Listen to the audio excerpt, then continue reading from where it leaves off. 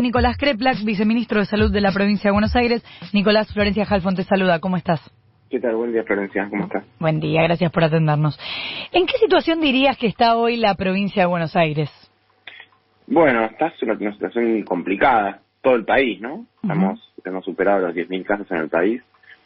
Yo creo que la provincia, incluso comparativamente, está bien porque el sistema de salud se preparó mucho.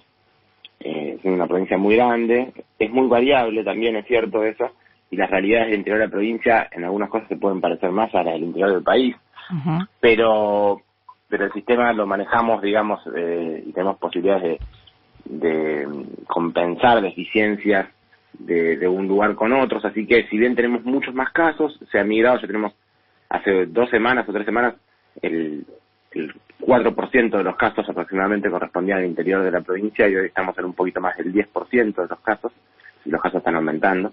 Así que ya hay varios distritos en el interior con muchos casos. El AMBA sigue aumentando. Había hecho como una especie de meseta hace un par de semanas. Más o menos a partir de esos días aparecieron muchas más aperturas, marchas, bueno, toda una cuestión del aperturismo también, que 7 o 10 días después se refleja en un aumento de un 35% de los casos. O sea, tu lectura... No está...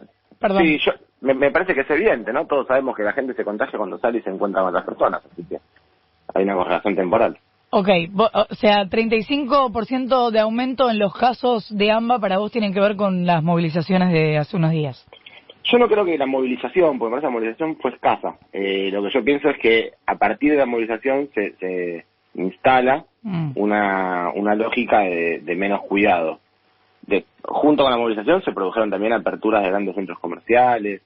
Hay mucho más aperturismo, pero además me parece que se pone en debate. Uno puede... Yo veo muy poca tele, tengo poco tiempo, pero cuando veo un poquitito... uno ve todo el tiempo los que están hablando sobre el fracaso del aislamiento, el fracaso del cuidado. Creo que hay en todo ese mensaje que se valida con dirigencias políticas y medios de comunicación avalando una marcha, pero el resto es un cotidiano, hay menos pautas de cuidado. Y esa es la razón por la que yo entiendo que cuando habíamos logrado estabilizar en muchos casos en el AMBA, o sea, ya eran muchos casos ya y estábamos, pero igual habíamos logrado tener una estabilización. Ahora vuelve a subir, y vuelve a subir en la Ciudad de Buenos Aires y en el conurbano, o sea, también es una cosa que nos pasa a todos. Por ahora las camas de terapia intensivas continúan estables, el trabajo que se hizo no solo en ampliación del sistema, sino en gestión, en lograr tener una coordinación en la administración de las camas, creo que nos permite tener todavía un backup significativo, y la preocupante situación hacia el interior, que en muchas provincias, ya ustedes hasta habrán visto, se puso crítico, y en la provincia de Buenos Aires, en algún distrito, también, que hubo necesidad de derivar pacientes hacia otros, que eso en el AMBA sucede todo el tiempo, pero que en el interior es distinto por las distancias. Pero bueno, nosotros tenemos un sistema que nos permite administrarlo, trabajamos con todos los intendentes, los secretarios de salud, tenemos hospitales por toda la provincia, lo venimos haciendo, pero la situación es de franco crecimiento. Me parece que la expectativa que tuvimos de un amesetamiento hace unos días se destruyó también por la falta de cuidado, ¿no? Era porque dijiste varias cosas. Por un lado, sentís que los medios, si querés específicamente la televisión, un poco alienta a que no se cumpla el aislamiento, que hay dirigentes políticos, asumo que hablas de la Ciudad de Buenos Aires, que avalan las marchas. Esta semana hablábamos con el infectólogo Tomás Orduna, que dijo que había que poner el freno en distintas provincias, pero que en el área metropolitana estaba bastante estable y que no hacía falta. ¿Vos sentís que esto que ocurrió en los últimos días modifica la cuestión? Lamentablemente sí. Nosotros veníamos siguiendo no solamente con la cantidad de casos, sino con la cantidad de internaciones, porque la cantidad de casos puede tener más variables sobre su percepción. Las internaciones son más rígidas, digamos, la gente se siente mal, va al hospital, y nosotros tenemos monitoreadas 24 horas todas las camas, así que eso lo vemos muy rápidamente, empezó a aumentar. Así que lo que teníamos hace unos días, seguramente el doctor Orduna habló hace unos días, contando la información que teníamos hasta hace poco, que era así como él decía, pero bueno, lamentablemente ahora empezó a aumentar. Esta semana empezó con valores más altos que la semana anterior, significativamente, pero los últimos 2 días fueron decididamente más altos, ¿no? Y eso también correlaciona con una cantidad de ingresos mayor en las camas. Así que no está estabilizada, no significa por la pendiente que tenemos hoy, quizás en 10 días esto cambia, es una enfermedad muy compleja esta. Quizás en 10 días esto cambia y hay que decir otra cosa, pero hoy no tenemos un riesgo de saturación de las camas, lo que tenemos es muchísimo esfuerzo del equipo de salud que viene trabajando. Pensemos que nosotros incrementamos el sistema de salud a un poco más del doble y medio de lo que era antes. Y estamos por un 60 y pico % de ocupación. Eso significa que los trabajadores están trabajando casi un 100% más de lo que trabajaban en otras épocas. Porque por más que uno contrate a todo lo que se pueda contratar, uno formar un terapista, un médico especializado son 10, 15 años.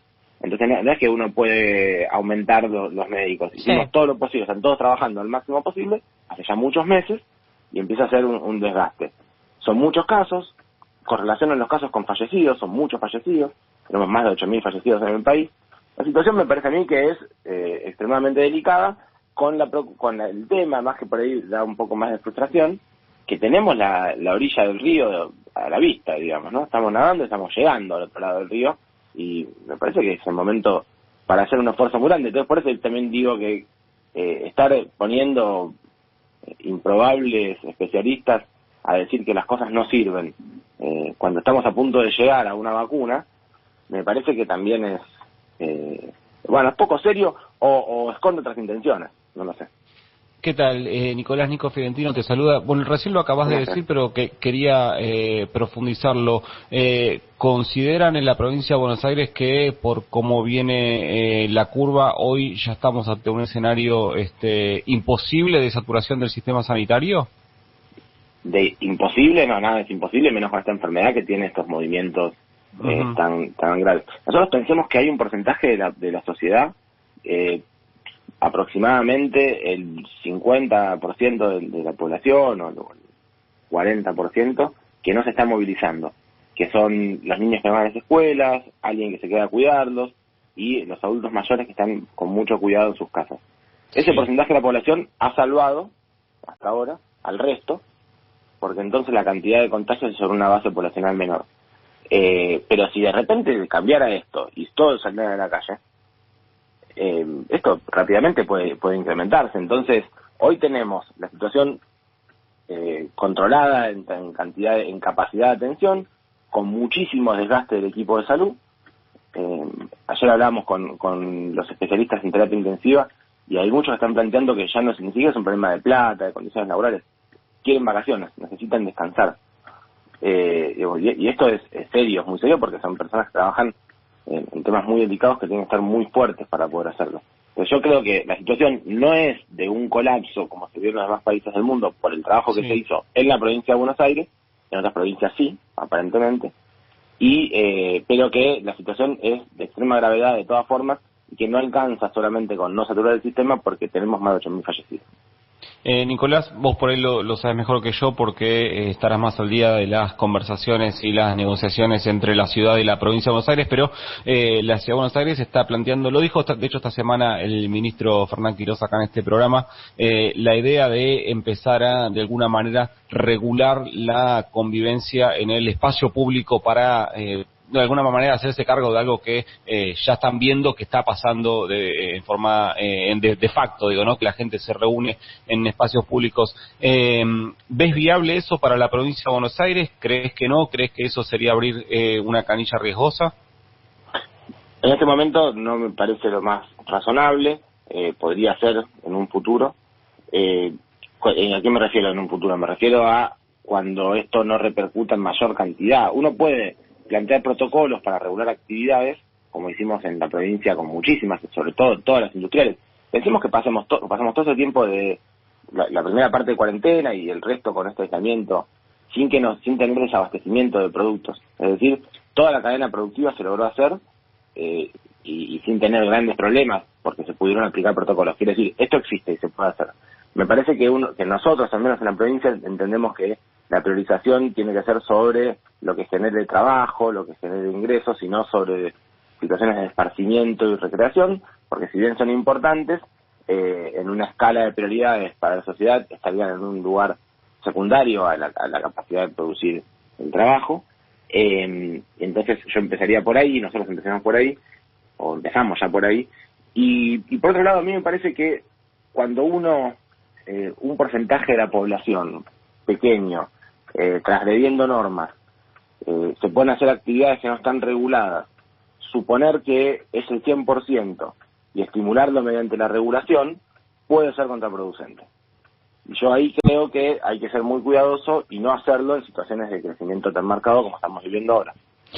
Nicolás, ¿qué puedes decirnos de las reinfecciones? Porque nos enterábamos hace unos días de este caso afuera, pero ayer informó Fernando Pollack que estaba reinfectado. Escuchamos a algunos profesionales de la salud. ¿Qué es lo que sabemos de esto? Bueno, hay una frase que yo soy docente en la Facultad de Medicina, que solemos decir en la Facultad de Medicina, que aprendemos ni bien empezamos a cursar, que dice en medicina 2 más 2 nunca es 4. Suele suceder que las cosas no son lineales. Y ahí aparecen muchas variables. ¿Cuántos de los casos son efectivamente reinfecciones y cuántos de los casos son una primera situación con un diagnóstico cruzado, un falso positivo? Porque la mayoría de los casos de reinfecciones que se vieron se trata de un primer caso asintomático, de una persona que se hizo un hisopado por algún síntoma menor o sin síntomas, le dio positivo, y en general cuando vuelve a aparecer es una enfermedad sintomática, y eso es más claro. La primera vez podría haber sido una enfermedad leve que no produjo defensa, podría ser, lo más probable para mí, es que sea un falso positivo, que se haya identificado como un coronavirus a otra cosa, y por eso pasó. Han habido algunos casos que se reportaron ya un poco más científicamente, en los que donde aparentemente sí hay reinfección. Son muy pocos casos, a veces puede pasar, el sistema inmune a veces puede no producir las defensas adecuadas, pero eso me parece a mí que en términos generales lo que estamos viendo es que no hay masivamente reinfecciones, y esa es la base principal para pensar en una vacuna, digamos, ¿no? Claro. Y la vacuna contra coronavirus existe, quiero decir, en animales hace mucho tiempo hay vacunas contra coronavirus, hay muchas vacunas contra enfermedades virales de ARN, así que, digamos, en términos generales podría haber una reinfección, pero si es marginal no cambia la ecuación. Nicolás, en las expectativas, al menos tuyas, o no sé si hay proyecciones hechas desde el Ministerio bonaerense, ¿cómo o para cuándo esperan el impacto de la vacuna en lo que es como una herramienta para controlar la expansión del virus? Bueno, eso depende de muchas cosas. Creo que no podemos decirlo. Lo que sabemos es que el acuerdo que ya hizo el gobierno nacional con una fábrica estaría para el primer trimestre del año que viene. ¿Qué posibilidades hay de que haya algo antes? Me parece que ahí hay un juego ya más de geopolítica y no solo científico. Hay muchas vacunas en producción e investigación, y muchas de ellas con muchísimas perspectivas que nos muestran que evidentemente son efectivas, y muchas también la investigación está en una fase que ya no es para mostrar su eficacia o su seguridad, sino para ver cada cuánto las dosis, es decir, cosas un poco digamos que serían de alguna manera de menor significado que todas las fases anteriores, donde ya vimos que sirve, que produce anticuerpos, que entonces yo creo que hay un debate geopolítico acá. Hay grandes potencias mundiales produciéndolo, hay elecciones en grandes potencias mundiales. Me parece que hay muchas cosas en juego, y aventurarse a los tiempos no lo podemos saber. Yo espero que haya posibles novedades antes del primer trimestre del año que viene.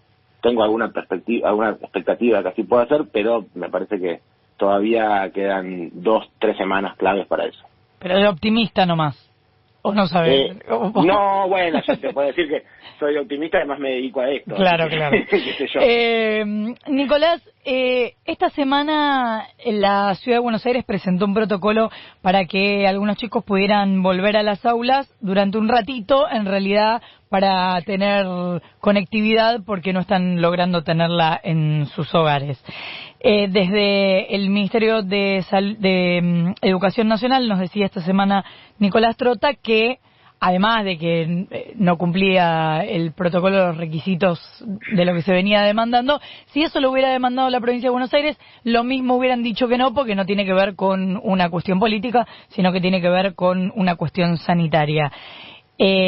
¿La provincia de Buenos Aires podría haber planteado una cosa así? ¿Está pensando en la posibilidad de que los chicos regresen a las aulas? Bueno, a mí me parece que ahí hay 1000 debates de fondo que son, bueno, hasta te diría uno de concepción de la humanidad, pero si uno piensa que los chicos, por no tener acceso a una tecnología, a un servicio costoso, lo que tienen que hacer es someterse a mayor riesgo, me parece que tenemos una discusión de fondo muy fuerte. Uh-huh. Nosotros, lo que en la provincia de Buenos Aires, por supuesto que lo explicaba el otro día el gobernador, el problema es que en la ciudad de Buenos Aires corresponde al 5 o 6%, en la provincia corresponde al 30%.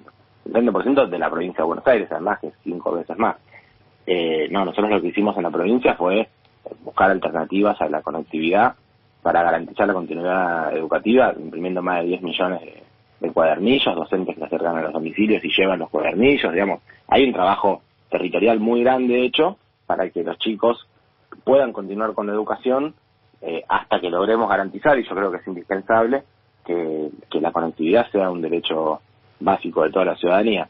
Pero no podemos pensar que vamos a reemplazar esa asimetría social y esa inequidad social poniendo en más riesgo a los chicos y sus familias. Está demostrado que los chicos no solamente se contagian, que muchos de ellos se pueden enfermar y que están enfermados muchos chicos, sino que, sobre todo, pueden contagiar mucho más que incluso los adultos mayores. Así que no solamente es poner en riesgo a los chicos, sino poner en riesgo a sus familias, a sus docentes. De ninguna manera la solución a este problema va a ser eso, y la idea de que se pueda recuperar las clases va a tener que ver con que eso no genere mayor riesgo en la sociedad. Nicolás Krepczak, viceministro de Salud de la provincia.